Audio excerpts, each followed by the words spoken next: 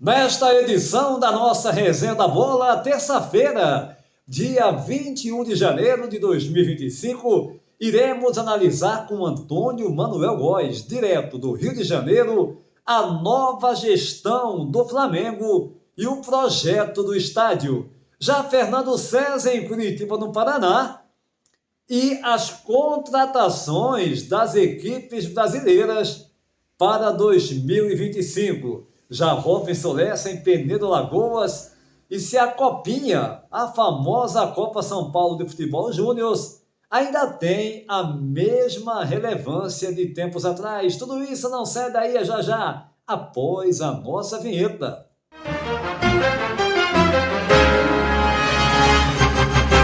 E a gente inicia mais uma Resenha da Bola e sem perder tempo eu vou direto ao Rio de Janeiro. Antônio Manuel Góes.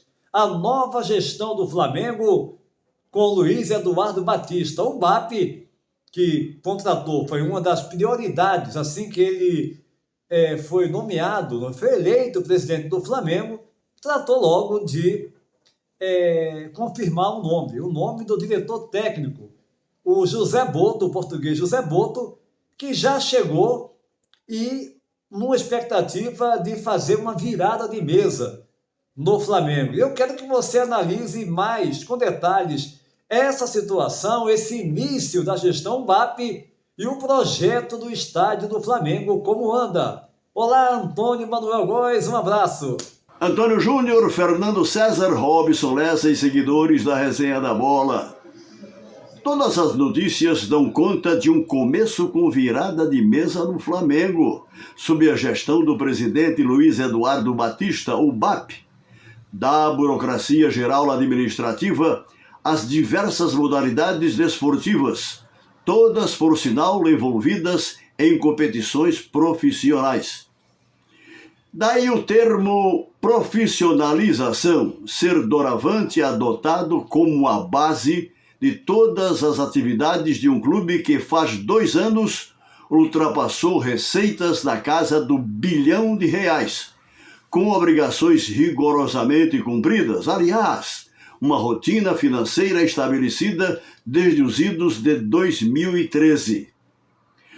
Por conta da lógica consolidada de não gastar acima do que arrecada, a gestão BAP está a braços com o refazimento do orçamento para o exercício agora iniciado, com previsíveis limitações de elevados investimentos para o elenco principal do futebol, em função dos altos aportes de 2024, de olho na perspectiva do maior sonho rubro-negro, a construção de seu estádio em terreno adquirido ano passado pela diretoria do presidente Landim por R$ 173 milhões.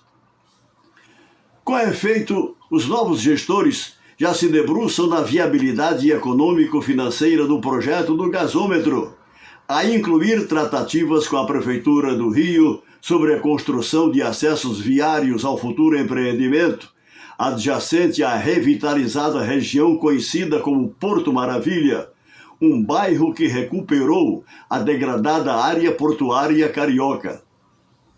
Sem meias palavras, bem ao seu estilo, BAP já coordena uma releitura orçamentária para a portentosa obra, incluídos no processo implicações urbanas e socioambientais de alçada da municipalidade, bem assim o prazo para desocupação de instalações ativas do terreno, onde funciona o centro de distribuição de gás natural da cidade do Rio de Janeiro, a requerer, conforme celebrado na transação, um mínimo de 2 anos para sua remoção, depois de que advirá a descontaminação do solo e início das obras propriamente ditas, observadas as exigências técnicas do poder público para sua edificação, com pertinente extrapolação de propalado prazo para inauguração ainda distante, incerto e não sabido, já que o projeto, para valer, a despeito das especulações da época eleitoral, com uma profusão de maquetes a todo instante postadas nas redes sociais, ainda não tomou forma na prancheta da empresa de engenharia e arquitetura.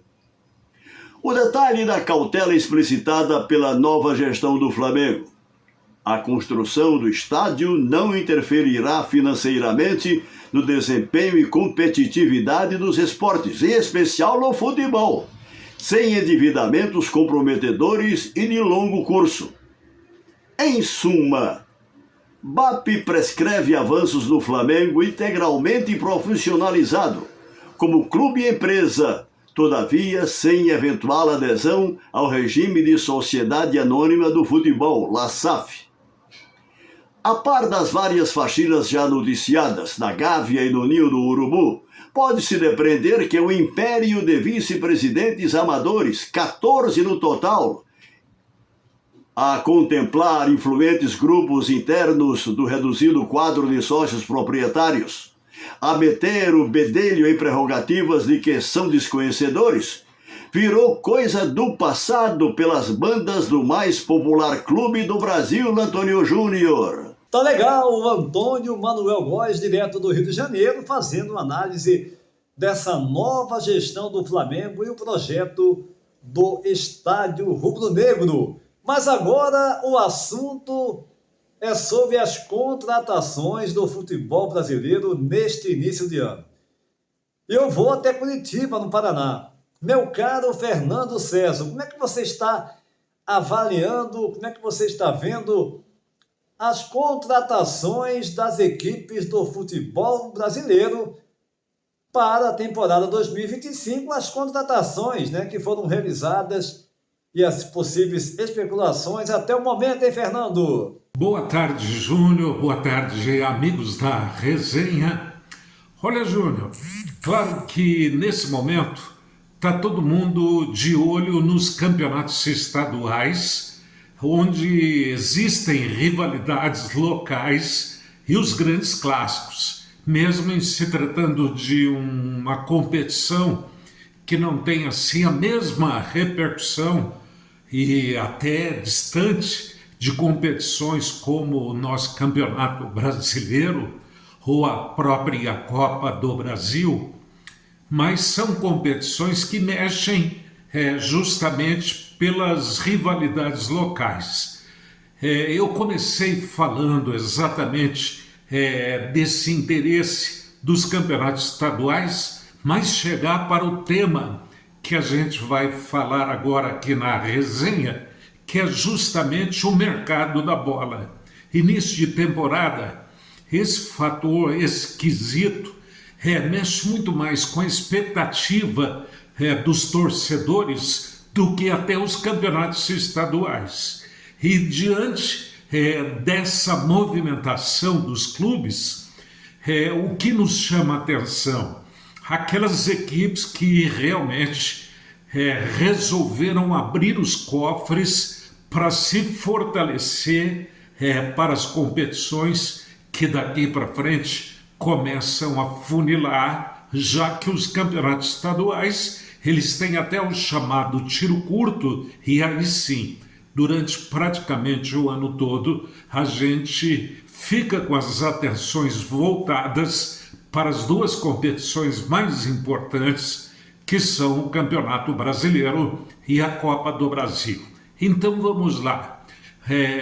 Neste mercado da bola, de forma disparada, o Palmeiras, abrindo os cofres, largou na frente, gastando em apenas 2 jogadores praticamente 200 milhões de reais. Ou seja, gastou nas contratações. Eu não gosto até desse termo gastou, vamos usar o termo investiu, que cai muito melhor para o nível de contratação que o Palmeiras foi buscar, trazendo para o nosso futebol. O Facundo Torres junto ao Orlando City e o Paulinho junto ao Galo, o Atlético Mineiro, que foi inclusive a maior contratação da história em termos de valores feita pela equipe do Palmeiras. outra equipe que nos chama a atenção, o Bahia, que em contratações já investiu cerca de 85 milhões, ao lado, claro, do Cruzeiro, que gastou até um pouco mais. O Cruzeiro chegando aí a 124 milhões de investimento, quando contratou o Christian, né, por 17 milhões, junto aqui ao Atlético Paranaense, o Valentim Gomes, com investimento de 62 milhões, o Fabrício Bruno, junto ao Flamengo, com investimento de 45 milhões, e aí, não tirou do bolso esse dinheiro, mas porque foram contratações sem a necessidade de colocar o dinheiro na frente, mas o time do Cruzeiro ainda trouxe Dudu, Gabigol, junto ao que deixou o Flamengo, o jogador Balazzi, o Eduardo, o Rodriguinho, o Fagner, alguns jogadores contratados pela equipe do Cruzeiro. Então, eu fico exatamente com essas três equipes, com o Palmeiras, com a equipe do Cruzeiro e o Bahia ali logo atrás, como equipes que se fortaleceram bem, colocando a mão no bolso, buscando investimento para o início dessa temporada, Júnior. Legal, Fernando César, direto de Curitiba, no Paraná. Eu estou dizendo já há algum tempo que este ano, na minha opinião, pelo que eu estou vendo das equipes contratando, se reforçando, as equipes que precisavam nitidamente de alguns reforços para deixar, né, para que essas equipes ficassem ainda mais fortes, estão de fato contratando. O Flamengo já tem um elenco muito forte, vai fazer contratações pontuais, né? É bom lembrar que o Flamengo contratou no meio do ano passado, na janela de transferência do meio do ano, fez ótimas contratações. E agora serão contratações pontuais, segundo a nova gestão do BAP deixa claro.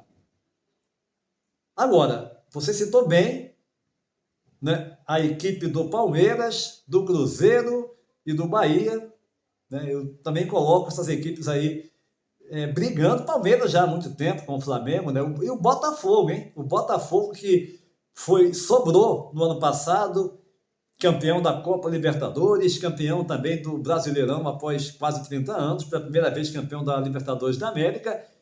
Perdeu jogadores importantes, sobretudo o Luiz Henrique, eleito o melhor jogador da última temporada, ali junto com o Estevão, mas está se reforçando. Inclusive trouxe o Léo Link, goleiro aí do Atlético Paranaense, aí de Curitiba, né, Fernando? Está tentando acertar com o Bitelo, o Wendel, jogador lá do futebol russo, o Arthur também, muito próximo, enfim. As equipes, né, se reforçando para a temporada de 2025, mas agora eu vou até Penedo, Alagoas, nordeste do Brasil, meu caro Robinson Lessa, e para você a questão é a Copinha, a famosa Copinha, a Copa São Paulo de Futebol Júnior, que há muitos anos vem sendo realizada, uma competição para lá de tradicional, mas nós tivemos nos últimos anos os campeonatos de base, né, os campeonatos brasileiros, Copa do Brasil, crescendo. E a pergunta que rola, que fica para você é: a Copinha ainda tem a mesma relevância de tempos atrás? Robinson, um abraço. Olá, Antônio Júnior, olá, amigos do Resenha da Bola. Estamos de volta aqui depois de um período em que estivemos enfermos, mas já plenamente recuperados. Uma satisfação mais uma vez estarmos convivendo, interagindo e falando sobre as coisas do esporte. O tema de hoje é a questão da Copa São Paulo, que indiscutivelmente é o maior torneio das categorias de base do futebol brasileiro. Em determinada época, esta competição não tinha concorrência. De uns tempos para cá, a Confederação Brasileira de Futebol começou a dar uma atenção maior e organizando torneios das categorias de base, envolvendo os principais clubes do futebol nacional. Apesar disso, a Copa São Paulo continua sendo, de longe, o maior torneio das categorias de base do futebol brasileiro. Com toda a concorrência dos demais torneios aqui existentes, de uns tempos para cá, esse ano de 2025 nós tivemos simplesmente 128 times participando da competição. Então nós não podemos sinceramente dizer que essa competição caiu de importância. Não. É disparado a maior competição de base do nosso futebol. Reúne jogadores das mais diversas idades. Hoje, boa parte dos clubes envolvidos que atuavam com jogadores, via de regra, tendo como média a categoria sub-20, muitos deles já estão indo para esse torneio com jogadores da categoria sub-17. Isso visando o quê? Negociar com o futebol do exterior. Que hoje o empresariado, os clubes que vêm ao Brasil atrás de jovens e promissores talentos, estão levando esses talentos cada vez mais cedo. A competição agora chegou nas semifinais, teremos 2 confrontos que definirão os finalistas do dia 25 de janeiro, data do aniversário de São Paulo, a grande locomotiva do país chamado Brasil. E, inicialmente, Criciúma, que é uma surpresa das mais agradáveis, estará enfrentando o São Paulo.